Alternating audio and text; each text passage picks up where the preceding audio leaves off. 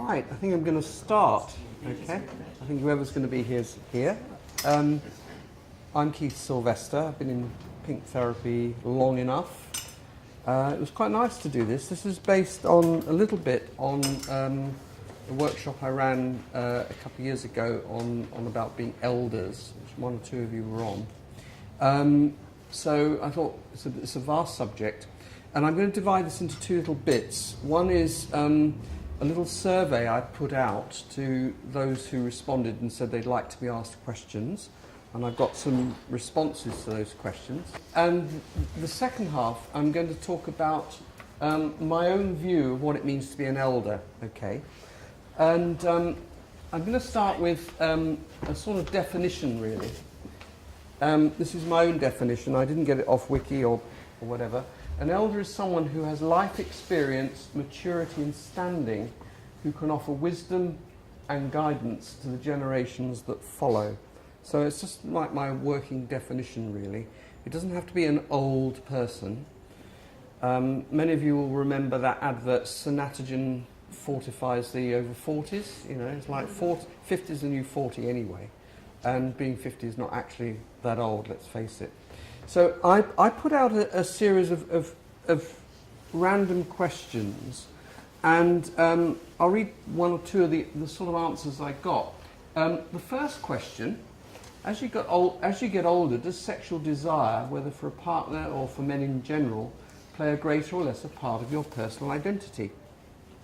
One person wrote back and said, sexual desire is a greater part of my personal identity, since I can still physically and safely act on my sexual needs and enjoy the experience. Another person said, although sex and sexuality are still just as important as they ever were, as a 52-year-old, my body is communicating greater ambivalence, and so although desire is strong, putting that desire into action feels less urgent. Okay. My own experience is I don't think sexual desire has actually gone down. I was led to believe it would do. I find even over 60 it doesn't, but I think people's experience will vary. My second question I put out is there still such a thing as a gay scene, and how important is it to you? One person said, I think there is still a gay scene, and I'm comforted to know that it is still available, but I've never relied on it and don't find it particularly relevant to my needs. Perhaps this is connected with being in a long-term relationship, using apps for sex when I desire it, and having a full social life. Question 3, there were some very interesting responses. This idea of, is there a gay community? And are gay men lonelier or more isolated as they get older?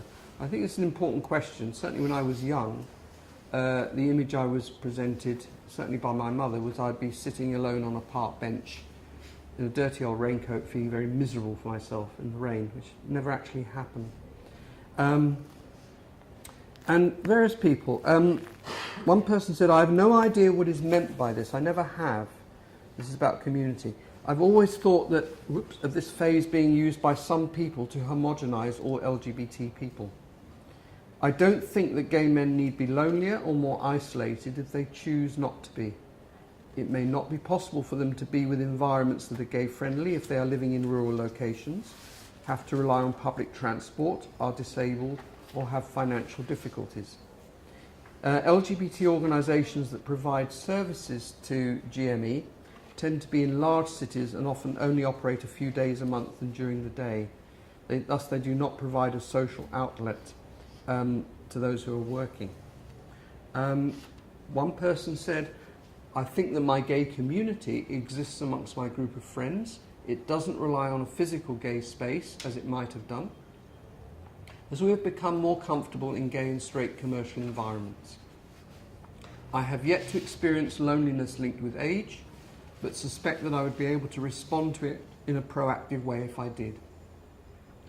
Although I work with an LGBT client group, I haven't encountered this as an issue, and so on. Another person said, difficult to define what is a gay community, but there are many different types of communities, formal and informal. Gay men are more likely to be lonely when they grow old, if they are not in a personal relationship or are socially community active. Loneliness is a growing trend in the older population in general. So there's no particular difference maybe for LGBT people. Question 4. Do you experience a generation gap with younger gay men? If so, what are the key features of this?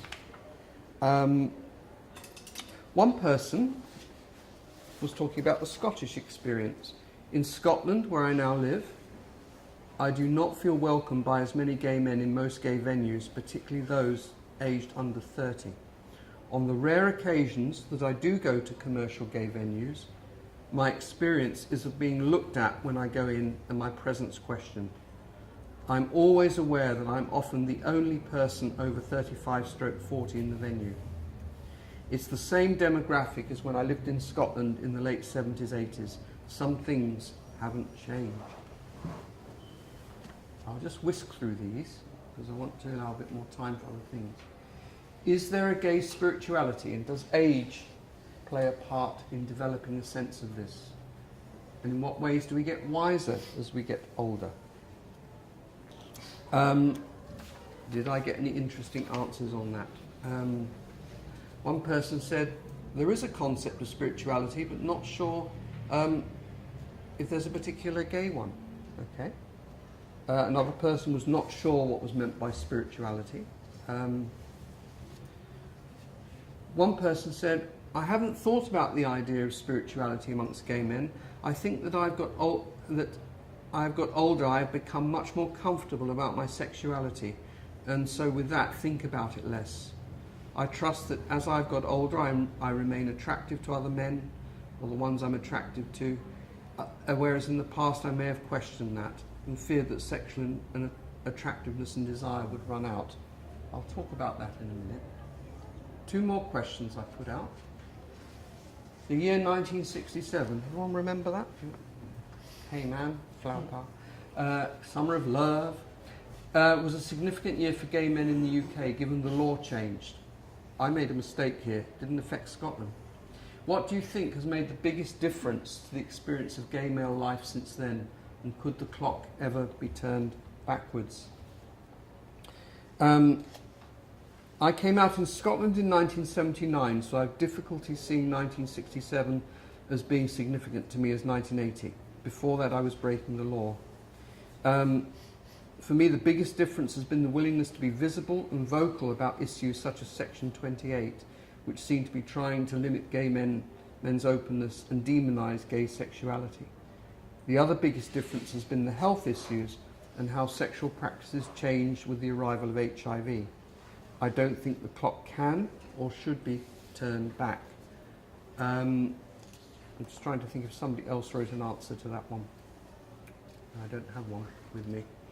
And the final question was, how do you see or imagine the varieties in older gay male experience being metropolitan versus non-metropolitan, white versus non-ethnic white, and able-bodied versus disabled? One person had something quite interesting to say. If I can find it. Yeah. An overlooked area and often ignored or considered is the group of people with disabilities that are not visible. I have epilepsy, which is not visible. I expect to be treated in as many different ways by gay people as I do by other people. This can range from being accepted as having a neurological condition that sometimes has to live in an adaptive way to others who will judge and stigmatise me. These are just a sample of responses to these questions. I'm not going to make a great play on them, and I would quite like to continue with other people who might want to address those questions. My conclusion from that is that there are as many different experiences as there are people in the room, and I don't want to make a generalisation about people over 50. But I do want to talk a little bit, going back to my elders' definition, of what constitutes the wisdom of being an elder. And I'm going to put up some ideas not on that, but on the flip chart, which I want to go through. And then we'll open it for some discussion. I'll go through these and explain what I mean by these. These are 6 things I've identified as being part of what our elder tradition could be. First is, I think we're experts in loneliness. I think it's fair to say that most LGBT people grew up with a sense of, at some stage, being the only person like this. We've had to get used to loneliness, but in so doing, we've actually become experts in dealing with it. Now, that may or may not help us when we get bereaved or whatever, but we've known loneliness and being alone from a very, very deep place. We've had a variety of experience. I was hesitated in putting sexual experience, but I think that's what I mean, really.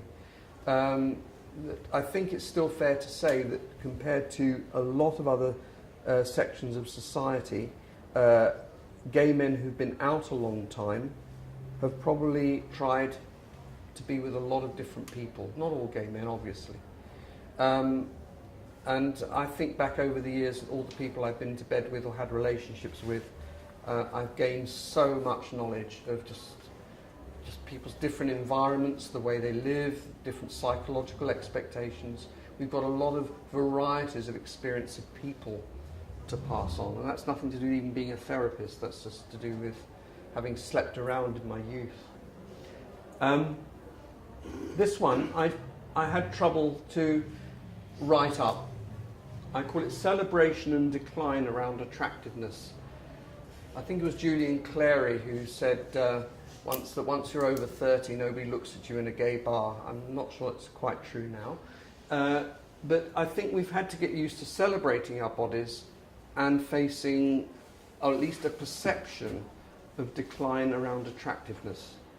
And for a lot of people, that involves remaining attractive, still fostering a sense that one can be attractive, that age itself doesn't have to mean necessarily decline. But I don't know any gay man who hasn't had to negotiate that in some way.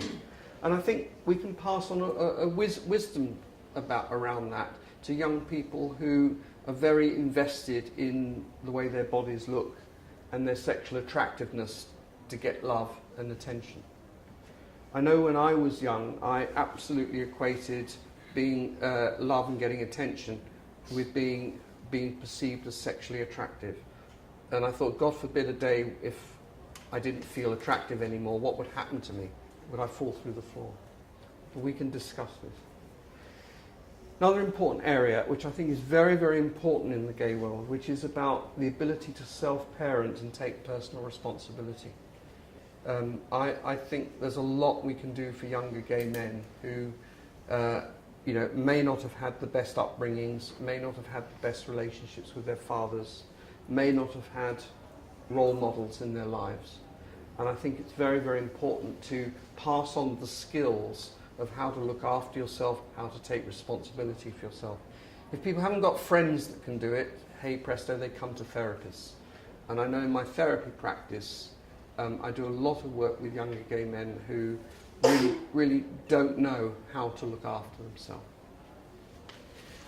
They can't turn to their biological parents.